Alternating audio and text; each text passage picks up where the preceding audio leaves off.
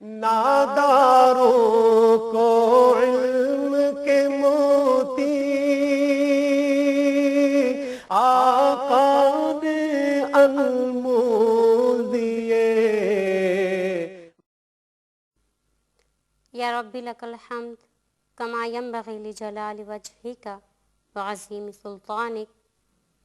الحمد للہ رب العالمین والصلاة والسلام علی رسولہ الکریم۔ رب اشرح لی صدری ویسر لی امری واحلل عقدۃ من لسانی یفقہوا قولی۔ ربنا لا تزغ قلوبنا بعد اذ ہدیتنا ہب لنا من لدنک انک انت الوہاب۔ یا مقلب القلوب ثبت قلوبنا علی دینک۔ سبحانک لا علم لنا الا ما علمتنا انک انت العلیم الحکیم۔ فاعوذ باللہ من الشیطان الرجیم، بسم اللہ الرحمن الرحیم۔ السلام علیکم بچوں، کیسے ہیں آپ؟ امید ہے آپ سب خیریت سے ہوں گے۔ اور بچوں، جیسا کہ آپ کو پتہ ہے کہ ہمارے اس پروگرام پیارے رسول صلی اللہ علیہ وسلم کی پیاری باتوں میں ہم آپ کو پیارے رسول صلی اللہ علیہ وسلم کی پیاری باتیں بتاتے ہیں، یعنی احادیث مبارکہ۔ یقیناً آپ ان کو یاد بھی کرتے ہوں گے۔ جو یاد کرنے کا ایک آسان طریقہ میں آپ کو بتاتی ہوں، جو آپ صلی اللہ علیہ وسلم ہی نے ہمیں بتایا ہے، کیونکہ ہمیں اپنی طرف سے کچھ بھی نہیں سیکھنا ہے، ہمیں آپ صلی اللہ علیہ وسلم کے طریقے مبارک پر ہی چلنا ہے۔ تو آپ صلی اللہ علیہ وسلم نے کسی بھی چیز کو یاد کرنے کے لیے یہ دعا بتائی تھی کہ آپ یہ پڑھا کرو، رب اشرح لی صدری ویسر لی امری واحلل عقدۃ من لسانی یفقہوا قولی۔ اور ایک اور دعا کہ علم اضافے کی، رب زدنی علما، یعنی اے اللہ پاک میرے علم میں اضافہ فرما۔ ہمیں یہ دعا مستقل پڑھنی چاہیے، اور بہت چھوٹی سی دعا ہے کہ رب زدنی علما۔ جب ہم اس دعا کو یاد کر لیں گے اور سچے دل سے جب کوئی چیز ہم یاد کرنے کی کوشش کریں گے، اور اس کے علاوہ اگر آپ کے امتحانات ہیں، ٹیسٹ ہیں، تو آپ اللہ تعالیٰ سے اس دعا کو مانگا کریں، یعنی رب زدنی علما، کہ اے ہمارے پروردگار ہمارے علم میں اضافہ فرما۔ تو یقیناً آپ کو جو کچھ آپ یاد کرنا چاہتے ہیں وہ سب یاد ہو جائے گا۔ اور ابھی جو میں نے آپ سے کہا کہ احادیث مبارکہ اگر یاد کرنے میں آپ کو مشکل درپیش ہو رہی ہے، تو آپ یہ دعا لازمی پڑھا کیجئے، رب زدنی علما۔ آئیے بچوں، اب ہم حدیث پڑھتے ہیں، اور ہمیشہ کی طرح سب سے پہلے حدیث کے راوی یعنی راوی حدیث کا تعارف پڑھتے ہیں ہم۔ اس حدیث کے راوی حضرت ابو ہریرہ ہیں۔ ابو ہریرہ تو ان کا لقب ہے، ان کا اصل نام حضرت عبد الرحمن بن صخر الدوس ہے۔ انہوں نے سن 7 ہجری میں اسلام قبول کیا، اور جب سے اسلام قبول کیا آپ صلی اللہ علیہ وسلم ہی کی خدمت میں رہے، اور مدینہ منورہ میں سن 57 ہجری میں وفات پائی۔ اور حضرت ابو ہریرہ ان صحابہ میں سے ہیں کہ جن سے بہت ساری احادیث روایت کردہ ہیں اور تقریباً مستند ہیں۔ آئیے بچوں، اب ہم حدیث پڑھتے ہیں۔ صلی اللہ علیہ وسلم، صلی اللہ علیہ وسلم۔ عن ابی ہریرہ رضی اللہ عنہ قال قال رسول اللہ صلی اللہ علیہ وآلہ وسلم من کان یؤمن باللہ والیوم الآخر فلا یؤذی جارہ۔ بخاری شریف کی روایت ہے۔ حدیث کا بامحاورہ ترجمہ یہ ہے، جو ایمان لایا ہے اللہ تعالیٰ پر اور یوم آخرت پر، تو اسے چاہیے کہ وہ اپنے ہمسائے کو اذیت نہ پہنچائے۔ بچوں، اب ہم الفاظ معنی پڑھتے ہیں۔ من، جو، کانا، ہو یا تھا، یؤمن باللہ، ایمان لایا ہے اللہ پر، والیوم الآخر، اور ایمان لایا یوم آخرت پر، فلا، پس نہیں، یؤذی، وہ اذیت دے، جارہ، اپنے ہمسائے کو، یعنی جو کوئی ایمان لایا ہے اللہ تعالیٰ پر اور یوم آخرت پر، تو پھر اسے چاہیے کہ وہ اپنے ہمسائے کو اذیت نہ پہنچائے۔ آئیے بچوں، اب ہم اس حدیث کی شرح یعنی تشریح پڑھتے ہیں۔ صلی اللہ علیہ وسلم، صلی اللہ علیہ وسلم۔ مومن کی صفت یہ ہے کہ وہ کبھی کسی کو اذیت نہیں پہنچاتا ہے۔ اسی لیے اس حدیث مبارکہ میں آپ صلی اللہ علیہ وسلم نے ایک اور صفت بتائی کہ مومن کون ہے، یعنی دیکھیے سب سے پہلے یہ کہا کہ جو ایمان لایا، ظاہری بات ہے جو ایمان لایا وہی مومن ہے۔ دیکھیے ایک مومن ہی ہے جو روز آخرت پر یقین رکھتا ہے، یعنی اس کو یقین ہے کہ میں جو کچھ اعمال کر رہا ہوں ان سب کا مجھے جواب دہ ہونا ہے اللہ تعالیٰ کے سامنے، کب؟ یوم آخرت۔ اب کچھ لوگ یہ سوچتے ہیں کہ دیکھا جائے گا، قیامت تو بہت دور ہے، لیکن ایک بات میں آپ کو بتا دوں کہ مومن کی موت کے بعد فوراً اس کے لیے جنت ہے، یعنی ظاہری بات ہے جیسا کہ ہمیں پتہ ہے قرآن پاک میں مثال دی گئی ہے، مرنے کے بعد جب اٹھائے جائیں گے تو کیا کہیں گے کہ ہم اس میں نہیں، لم یلبثوا الا عشیۃ او ضحیٰ، یعنی ہم اس میں نہیں رہے سوائے ایک شام یا دن کا ایک تھوڑا سا حصہ ہم اس میں رہے ہیں، لوگ یہ کہیں گے۔ تو اس لیے ہمیں سوچنا چاہیے کہ اللہ تعالیٰ کیوں مثال دے رہے ہیں، اس لیے کہ جب ہم مر جائیں گے اس کے بعد اٹھیں گے ہم تو ہمیں اندازہ ہی نہیں ہوگا کہ کتنا عرصہ گزر چکا ہے، اس لیے ہمیں یہ نہیں کہنا چاہیے کہ قیامت تو بہت دور ہے۔ مومن کی موت کے فوراً بعد اس کے لیے جنت ہے، اسی طریقے سے کافر کی جو موت ہے وہ بھی جیسے ہی وہ مرتا ہے اس کے فوراً بعد اس کا عذاب اور حساب و کتاب شروع ہو جاتا ہے، اس لیے یہ نہیں سوچنا چاہیے کہ قیامت دور ہے، اور ہمیں اس بات پر کامل یقین ہے کہ ہمیں اللہ تعالیٰ کے سامنے یوم آخرت یعنی قیامت کے روز کھڑا ہونا ہے اور اپنے تمام اعمال کا جواب دہ ہونا ہے۔ اسی طریقے سے یہی بات سامنے ہے کہ مومن کی بہت ساری صفات میں سے ایک صفت یہ بھی ہے کہ وہ اپنے ہمسائے کو اپنے کسی بھی قول یا فعل سے تنگ نہ کرے، اس کو اذیت نہ پہنچائے۔ رسول اکرم صلی اللہ علیہ وسلم فرماتے ہیں کہ مجھے ہمسائے کے حقوق کے بارے میں اتنی تاکید کی گئی کہ مجھے یہ گمان ہوا کہ کہیں ہمسائے کو وراثت میں حصے دار نہ بنا دیا جائے۔ دیکھیے اس کا مطلب کہ اللہ تعالیٰ نے آپ صلی اللہ علیہ وسلم کو اس بات پر بہت زیادہ آمادہ کیا ہے کہ اپنے ہمسایوں کا خیال رکھا کریں۔ اب آپ بچوں سوچ رہے ہوں گے کہ ہمسائے کون ہے، یقیناً آپ کی سمجھ میں آ گیا ہوگا کہ جو ہمارے گھر کے ارد گرد جو لوگ رہتے ہیں، ہم اپنی زبان میں جیسے پڑوس کہتے ہیں، تو ان کو ہمسائے کہا جاتا ہے۔ تو دیکھیے آپ صلی اللہ علیہ وسلم نے کیا کہا کہ مجھے یہ گمان ہوا کہ کہیں ان کو وراثت میں بھی حصے دار نہ بنا لیا جائے، یعنی کہ بہت زیادہ اللہ تعالیٰ تاکید فرمایا کرتے تھے آپ صلی اللہ علیہ وسلم کو وحی کے ذریعے کہ ہم اپنے ہمسایوں کا خیال رکھو۔ دیکھیے اس کا مطلب یہ ہے کہ ہمسایوں کا خیال رکھنا اس میں بہت بڑی عظمت ہے، کیونکہ اللہ کے نبی صلی اللہ علیہ وسلم نے اتنی بڑی بات کہہ دی کہ اگر تم اللہ تعالیٰ پر یقین رکھتے ہو اور اس کے بعد یہ کہا کہ یوم آخرت پر یقین رکھتے ہو تو اپنے ہمسائے کو اذیت نہ پہنچاؤ۔ اور اس کے علاوہ آپ صلی اللہ علیہ وسلم کے کردار مبارکہ سے بھی بہت ساری باتیں ثابت ہیں کہ آپ صلی اللہ علیہ وسلم بھی اپنے ہمسایوں کا خیال رکھا کرتے تھے، اور صحابہ کرام کو بھی اس بات کا حکم دیا کرتے تھے کہ تم اپنے ہمسائے کا خیال رکھا کرو۔ ایک مرتبہ حضرت علی سے روایت ایک حدیث میں کہ آپ صلی اللہ علیہ وسلم نے فرمایا کہ اپنے سالن میں شوربہ جو ہے اس کو زیادہ کرو تاکہ تم اپنے ہمسایوں کو بھی دے سکو، یعنی گھر کے اندر ایک چیز پکی ہے اس کو آپ کو ہمسایوں کو دینا ہے۔ اور یہی نہیں، آپ صلی اللہ علیہ وسلم نے کہا کہ تمہارے ہمسایہ اگر بھوکے ہیں، اگر اللہ نہ کرے وہ کسی روز بھوکے سوتے ہیں اور تم اس دن کھانا کھا لیتے ہو تو پھر اللہ تعالیٰ بہت ناراض ہوتے ہیں اور اللہ کا غضب ان لوگوں پر نازل ہوتا ہے، اس لیے بہت زیادہ کہا گیا کہ اپنے ہمسایوں کا خیال رکھا کرو۔ اور آپ صلی اللہ علیہ وسلم کے بارے میں بھی یہ حدیث آپ نے سنی ہوگی کہ آپ صلی اللہ علیہ وسلم ایک جگہ سے گزرا کرتے تھے تو وہاں اوپر سے ایک بڑھیا روزانہ آپ صلی اللہ علیہ وسلم پر کچرا پھینکا کرتی تھی۔ ایک مرتبہ آپ صلی اللہ علیہ وسلم گزرے تو اس طرح نہیں ہوا تو آپ صلی اللہ علیہ وسلم کو فکر لاحق ہوئی کہ اللہ خیر کرے کہ کہیں وہ بیمار تو نہیں ہے، پھر آپ صلی اللہ علیہ وسلم اس کے گھر پر گئے اس کی عیادت کو، اور آپ صلی اللہ علیہ وسلم کے اس بہترین اخلاق کی وجہ سے وہ عورت مسلمان ہو گئی۔ اسی طریقے سے ایک اور واقعہ بچوں، ایک بہت سچا واقعہ ہے آج کے دور کا ہی میں آپ کو سناتی ہوں۔ ایک مسلمان کا کردار اس کے لیے کتنا اہمیت کا حامل ہے، اس واقعے کے بعد ہمیں اندازہ ہوگا۔ ایک مرتبہ ایک ہندو جو کہ بہت مالدار تھا، اس کے بعد بہت پیسہ تھا، ہر چیز اللہ تعالیٰ نے اس کو عطا کی تھی، لیکن ایک وقت ایسا آیا کہ اس کی جو ساری کاروبار جو ہے وہ ختم ہو گیا، اس کی مال و دولت میں کمی آتی گئی، یہاں تک کہ وہ بالکل کنگال ہو گیا۔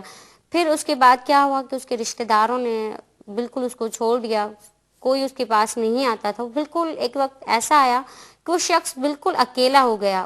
اب اس صدمے کو لے کر وہ شخص بیمار ہو گیا، تو اسی محلے میں ایک مسلمان رہتا تھا، اس نے دیکھا کہ یہ شخص باہر نکلتا تھا، یہ آج کل باہر نہیں نکلتا ہے، میں ذرا دیکھوں، ہو سکتا ہے کہ اس کی طبیعت خراب ہو۔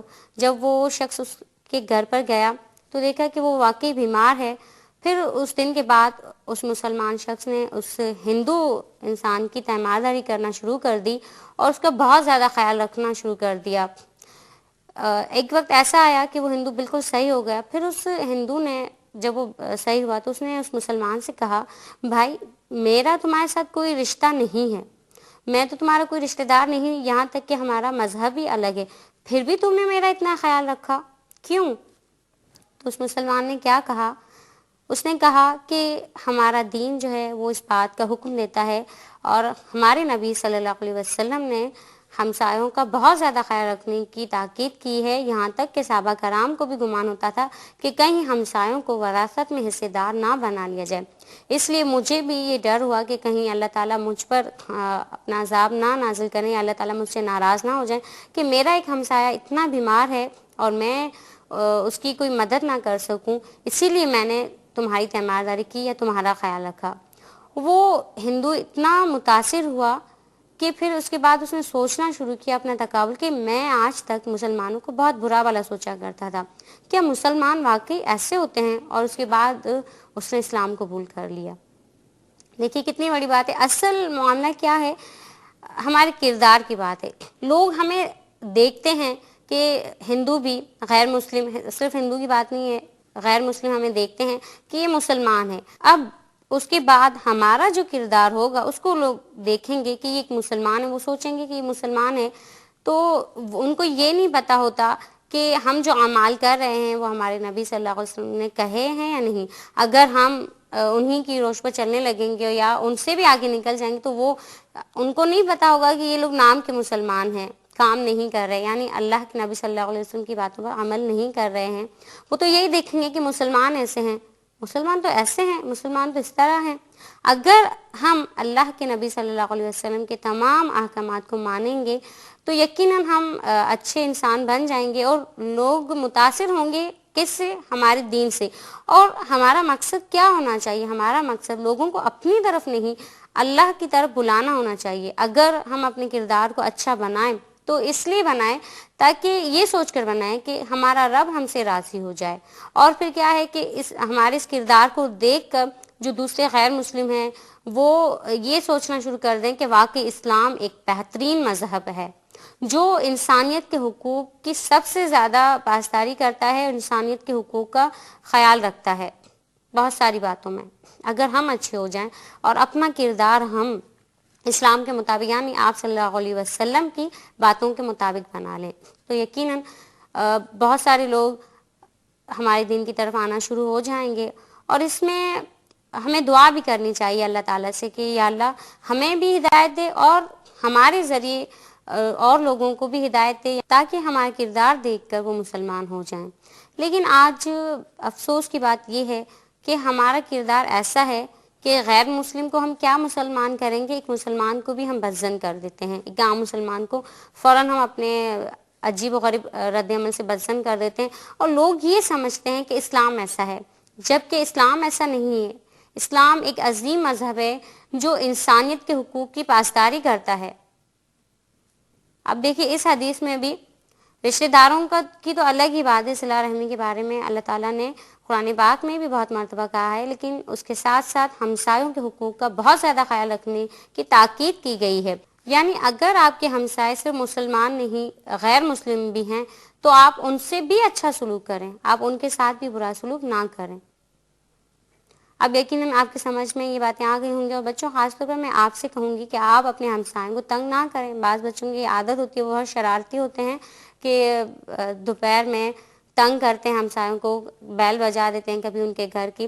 اس طرح نہیں کرنا چاہیے. اب تو آپ کو آپ صلی اللہ علیہ وسلم کی حدیث پتہ چل گئی کہ ہمیں اپنے ہمسایوں کو تنگ نہیں کرنا ہے بلکہ ان کے کام آنا ہے. اور آپ کو تو اللہ تعالیٰ نے یہ صلاحیت دی ہے, آپ تو ابھی چھوٹے ہیں تو یہ نہیں سوچیے گا کہ ہم تو چھوٹے ہیں ہم کیا کر سکتے ہیں. آپ بہت زیادہ کر سکتے ہیں کام, اور آپ ان سے پوچھ لیا کیجئے کہ آپ کو کوئی کام ہے تو ہم آپ کا کام کر لیتے ہیں, کیونکہ بچوں سے زیادہ کام اچھے کام لیے جا سکتے ہیں. نو ڈاؤٹ آپ یہ نہ سوچیں کہ ہم تو ابھی چھوٹے ہیں ہم نہیں کر سکتے, نہیں, اچھے کام آپ سب سے زیادہ کر سکتے ہیں. تو یقیناً اب آپ کی سمجھ میں یہ حدیث آ گئی ہوگی اور ہم بھی انشاءاللہ اپنا کردار ایسا رکھیں گے, اپنے ہمسایوں کو تکلیف نہیں پہنچائیں گے, ان کا خیال رکھیں گے. اور اگر اللہ نہ کرے کوئی ہمسایہ بیمار ہے تو ہم ان کے گھر جائیں گے، ان کی عیادت کریں گے. تقریباً ہم اپنے فعل سے ان کو نہیں پہنچا سکتے آرام، تو اپنے قول سے ہم ان کو آرام پہنچائیں، اور قول و فعل دونوں سے ان کو اذیت نہ پہنچائیں، کیونکہ ضروری نہیں ہے کہ ہم اپنے فعل سے ہی ان کو ہم تکلیف پہنچا سکیں. بعض اوقات وہی بات کہ زبان کو اگر ہم کنٹرول نہیں کرتے تو وہ بہت بڑا کام کر جاتی ہے، کسی کے دل کو بہت زیادہ دکھا سکتی ہے. اس لیے ہمیں اپنی زبان کو بھی کنٹرول کرنا ہے، کسی کو اذیت نہیں دینی ہے، اور یہی ایک سچے اور اچھے مسلمان کی فضیلت ہے، اور یہی اس کا کردار ہونا چاہیے. یقیناً آپ کی سمجھ میں یہ حدیث اور پھر شرح حدیث آ گئی ہوگی، اور آپ اس کو لازمی یاد کرنے کی کوشش کیجیے. اور پھر جو لوگ نہیں پڑھتے یا نہیں سنتے ہیں، آپ بھی ان کو یہ حدیث مبارکہ بتائیے کہ ہمارے نبی صلی اللہ علیہ وسلم نے تو یہ کہا ہے. اگر آپ کسی کو دیکھیں، کسی بچے کو کہ وہ اپنے ہمسائے کو تنگ کر رہا ہے، تو آپ اس سے کہیں کہ ایسا نہ کریں، کیونکہ اللہ کے نبی صلی اللہ علیہ وسلم نے اس کے بارے میں یہ کہا ہے. تو یقیناً وہ لوگ بھی مانیں گے. اور دوسری بات، آپ کو کتنا ثواب ملے گا، اور اللہ تعالیٰ نے کہا ہے کہ لوگوں کو نیکی کی طرف بلاؤ. اور دوسری بات، ہم آپ صلی اللہ علیہ وسلم کی یہ دعا بھی یاد رکھیں کہ جس میں آپ صلی اللہ علیہ وسلم نے کہا ہے کہ اللہ تعالیٰ اس شخص کے چہرے کو تر و تازہ رکھیں جو میری بات سنتا ہے اور اس کو آگے تک پہنچاتا ہے. یقیناً آپ کی سمجھ میں شرح حدیث پہ آ گئی ہوگی. آئیے بچوں، اب ہم راہ عمل پڑھتے ہیں، یعنی ہمیں کیا کرنا چاہیے. اللہ علیہ وسلم صلی اللہ علیہ وسلم. نمبر 1، جو ایمان لایا اللہ تعالیٰ پر اور یوم آخرت پر، وہ ہمسائے کے ساتھ اچھا سلوک کرے. نمبر 2، ہمسائے کو اذیت نہیں دینی چاہیے. نمبر 3، ہمسائے کا احترام کرنا ایمان کا ثبوت ہے. نمبر 4، مومن کو چاہیے کہ وہ ہر ایک کا خیر خواہ اور محبت کرنے والا ہو. یقیناً آپ کی سمجھ میں راہ عمل بھی آ گیا ہوگا. اللہ تعالیٰ سے دعا ہے کہ اللہ تعالیٰ اپنے پیارے حبیب صلی اللہ علیہ وسلم کی تمام باتیں ہمیں سننے کی اور پھر اس کے بعد ان سب باتوں پر عمل کرنے کی توفیق عطا فرمائے. اور اپنا فیڈ بیک ہمیں ضرور لکھیے. اس کے علاوہ اگر آپ ای میل نہیں کر سکتے ہیں تو ہمیں ضرور خط لکھیے. پروگرام کے آخر میں جو پتہ آپ کو بتایا جاتا ہے اس پر. اور اس کے ساتھ ہی میں یہ بھی کہوں گی کہ مجھے دعا میں یاد رکھیے. اللہ حافظ. السلام علیکم ورحمۃ اللہ وبرکاتہ. اس پروگرام کی سی ڈیز اور ڈی وی ڈیز کے لیے درج ذیل پتے پر اپنے آرڈرز بذریعہ خط یا ای میل بک کرائیں. Incharge QTV D120 site Karachi Pakistan. Email address qcampus@arydigital.tv. ناداروں کو علم کے موتی آقا نے انمول دیے. اللہ اللہ اللہ اللہ. اللہ جمیل ویحب الجمال. اللہ خوبصورت ہے اور خوبصورتی کو پسند فرماتا ہے. اللہ اللہ اللہ اللہ اللہ.